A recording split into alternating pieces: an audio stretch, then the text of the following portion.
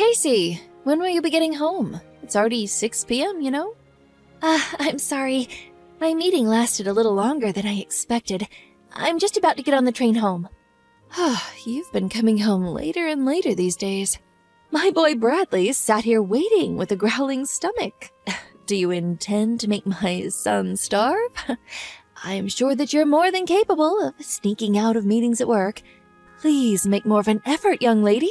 Your husband's dinner is far more important than your meetings anyway. No, this was an important meeting about one of our collaboration products with another company. I'm in a position of responsibility on this project, so there's no way I can leave before the end of a meeting. Stop making excuses. To focus single-mindedly on work while abandoning your essential duties as a wife, such as looking after your husband, is simply not acceptable. My son has no need for such a sloth of a wife. He'll divorce you, I say. Divorce. Looking after him? Come on, Bradley's a fully grown man, not a baby. Plus, he's unemployed right now and spends all of his time at home. Do not talk back to me, young lady. Sorry. It's gonna be a little while longer before I get home, though. So if he's really desperate for something to eat, you're more than welcome to use whatever's in the fridge to make something to eat between yourselves. What? Do you seriously intend to make your mother-in-law into some cheap imitation kitchen maid? Have you no shame? I've never heard of such cheek. I'll have him divorce you if you're not careful. No, I didn't mean that. I'm sorry. Just forget I said anything. We won't be waiting for you any longer. Bradley's so hungry he's going to pass out if he doesn't eat soon. We'll find a sushi restaurant or someplace to eat out tonight, so we won't be needing any supper from the likes of you. Hold on. Where are you going to get the money for that? Good grief. You really are a failure of a wife. My son picked the short straw with you, didn't he? I'll have him divorce you before long. I mean it.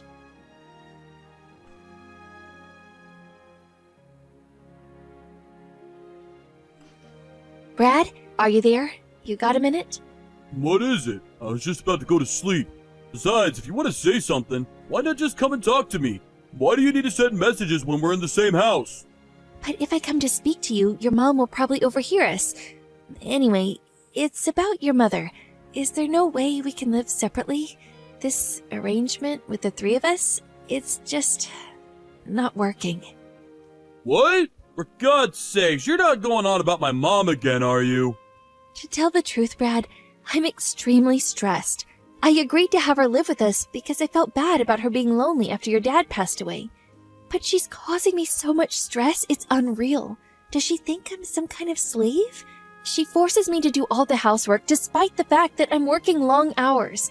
Not only that, but she barely ever lifts a finger herself. If there's ever anything she doesn't like, even just a little bit, she immediately brings up divorce and threatens to make you end the marriage with me.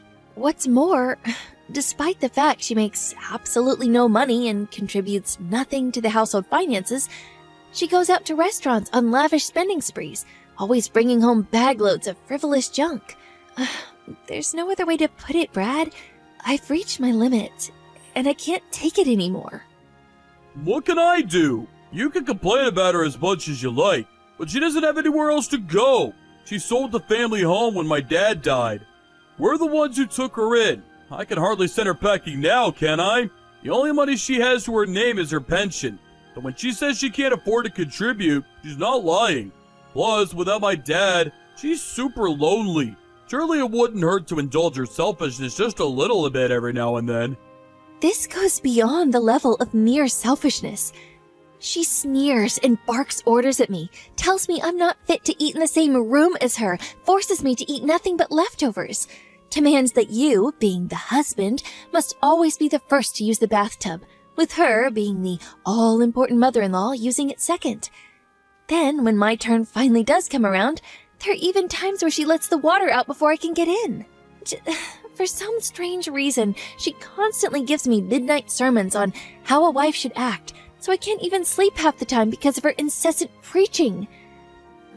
Since she moved in with us a year ago, I lost 10 kilograms from not eating properly due to all the stress.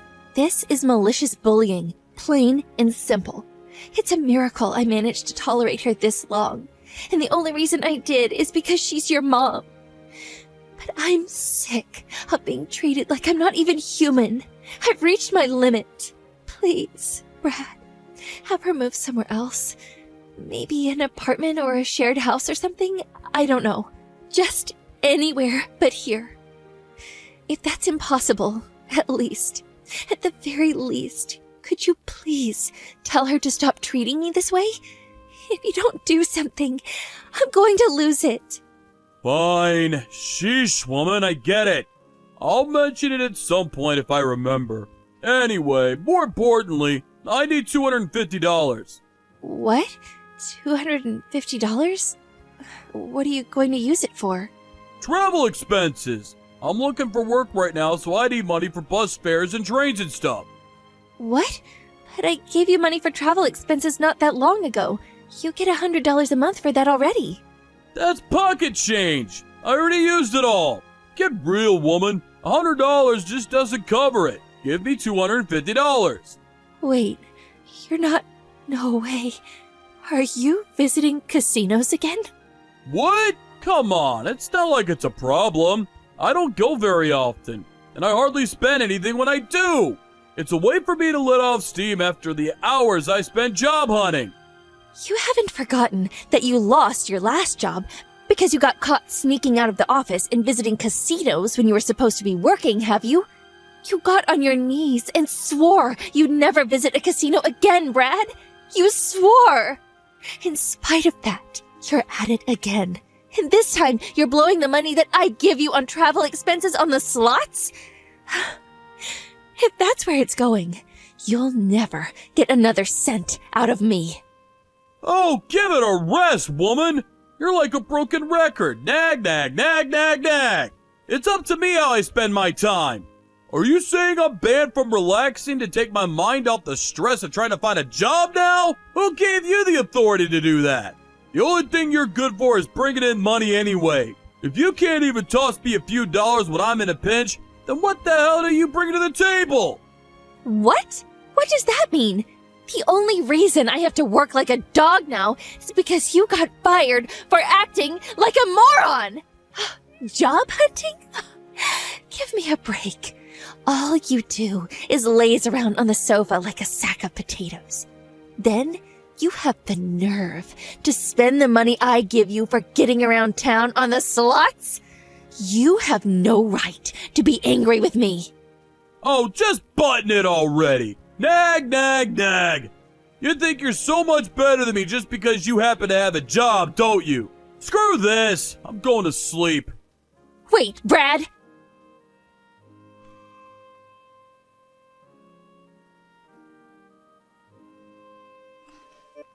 Excuse me? Casey, answer me. What is it? I'm at work right now. I hear you've been complaining to Brad again, giving him a hard time because he's struggling to find work. How dare you go whining to him behind my back? You really are a spiteful, underhanded cretin of a woman. What? One thing you don't seem to understand about my son is that he's recharging his batteries right now. Oh, he's deeply depressed because things didn't work out at his last company. Any normal wife would be trying to make her husband feel better right now. Oh, but far from it. You're actually going on the attack. You're atrocious. You're a devil, I tell you. A devil. There's nothing for it but divorce. The fact that you're messaging me like this now must mean that Brad just woke up from his hibernation on the sofa and told you about the conversation me and him had yesterday, right? I bet he told you about what I said about him finding a job, and nothing else. Am I right? Ugh, I give up. Now you listen to me, and you listen well, young lady. You need to make more of an effort to stand up for your husband. You need to have his back. Just because you happen to have a job doesn't make you any better than him. Right, sure, I'm sorry. I'm occupied with work right now, so would you be kind enough to tell me off later instead? I'm busy. Oh, good grief, look at you. A fully grown woman bragging about having a job like it's some kind of special achievement. Tell me, Casey, what good is a woman who does nothing but work? Ugh, I'll never get any grandchildren with a daughter-in-law like you. How about you fulfill your feminine duties as a wife for a change? I must be the unluckiest, most mistreated mother-in-law in the whole world. Aren't you at least big enough to admit your wrongdoing and walk away with some dignity? Ugh, get a divorce. You're really annoying me now. Would you just shut up for once? What? How dare you? What has gotten into you today? Where did this rebellious attitude come from all of a sudden? Know your place, young lady. Who do you think the mistress of this household is? If you defy me, I'll have my son divorce you. Okay, divorce it is. Huh? Have it your way. I'll divorce him. It's not like I particularly enjoy being married to an unemployed leech anyway. Nor do I take any great pleasure in having to live with his parasitic megalomaniac old hag of a mother. I'm tossing that egotistical, jobless douchebag in the gutter, where he belongs. Divorce, divorce, divorce! Divorce! Let's do it. I'm ready. Wait! What's gotten into you, Casey? Is this some kind of joke? Are you being serious? You'd actually go through with it? You see, the thing is, you should have known that there was a limit to how much of your crap I was willing to tolerate. What?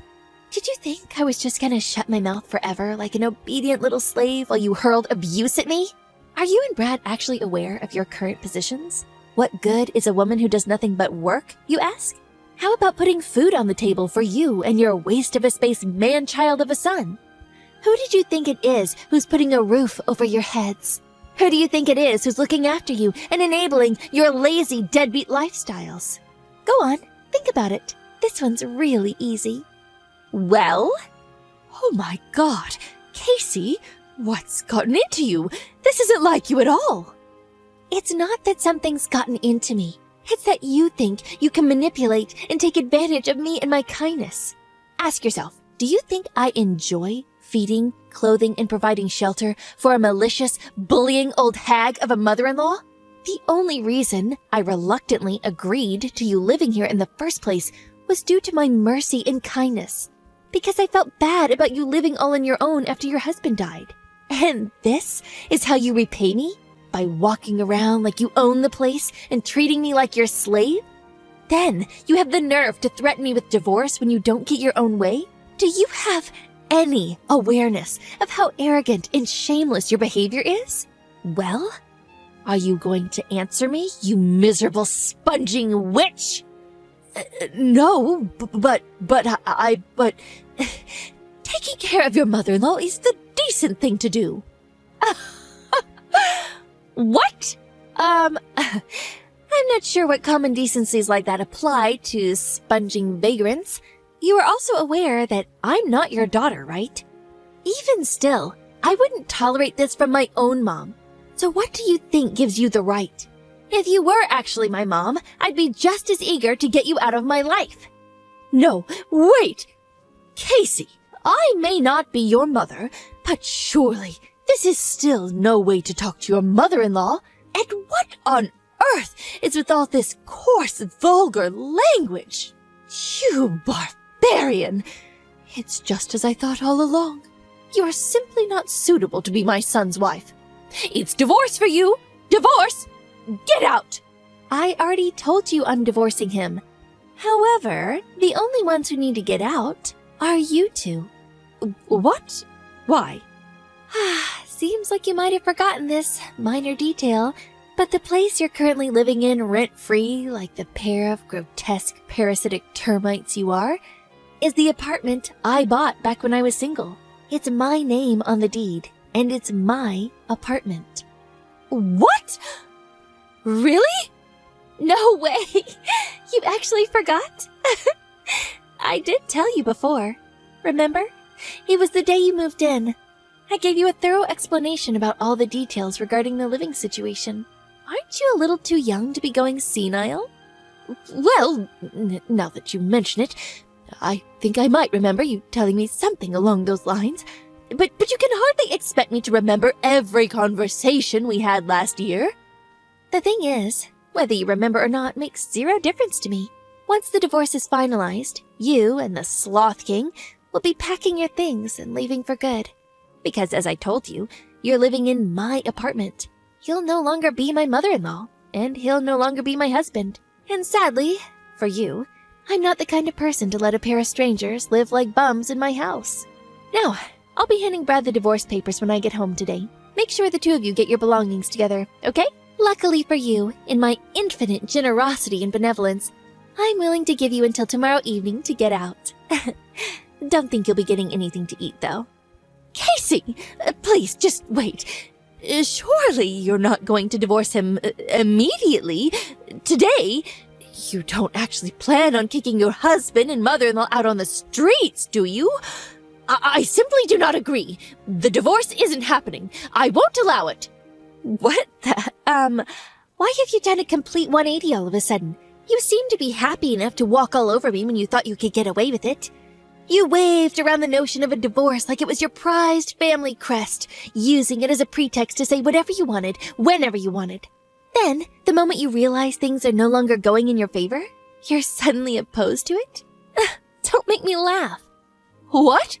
You're the one who started all this in the first place. You wanted a fight, didn't you? All I did was give you what you wanted. You should be grateful. Don't you dare trying to start to worm your way out of it all of a sudden. And I won't allow it? Who do you think you are? Since when were you the queen? Did I miss your coronation? How about you try cultivating some awareness of your own position for once and putting a lid on that monstrous mouth of yours? I'm sorry. I'm really sorry. This is all my fault. It's too late to apologize now.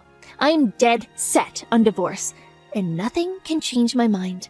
Make sure you're gone by tomorrow night. And let me make one thing abundantly clear. There will be no distribution of assets. Brad, the eternal NEET, has no savings of his own, and we have no shared accounts either. There's no money for him to receive, not a single cent. So don't bother trying to put in any claims. I would feel bad about throwing you out onto the streets without any clothes, so I'll allow you to take the bare minimum of clothing and everyday necessities with you. I take it you have no complaints about that? If I've made myself clear, hurry up and get out of my apartment. And take your good-for-nothing son with you. Oh my God! Please just wait. We don't have anywhere to live. We sold the family home when my husband passed. My pension doesn't amount to much either. Brad doesn't even have a job. Please. Oh, I see. Just so I understand, you'll be in dire straits because your son's a NEET and you have no place to stay and no money. Is that right? Okay, so what? Huh? That's not my problem. The fact that your son's a NEET, or that you have nowhere to stay, or that you have no money, none of these things are my fault. If you're struggling for money, you could always have Brad earn you both a living on the slots. And why can't you find a job? If you've got the energy to bully your daughter-in-law 24/7, then holding down a job shouldn't be a problem. Oh, I saw a local supermarket was recruiting the other day. Do that? Oh my God. God's not going to help you now, nor is playing the victim. And I mean, please, is this really any way for a fully grown woman to behave? If you don't have any money, then you work. Surely you at least understand that. You're not a child. Why? Why are you doing this? I think you know full well why. Because you defied the mistress of the household.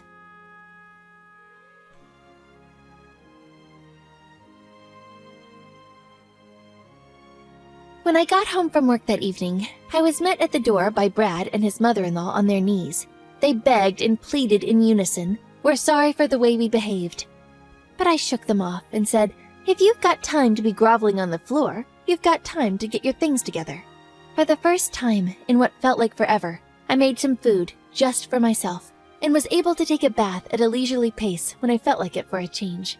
Then, when I retired to my bedroom, I locked the door, put in some earplugs, and slept like a baby. The next day, the pair of them were desperately trying to butter me up by dashing around the house, making breakfast and cleaning up. Then, they got back on their knees and begged me once again.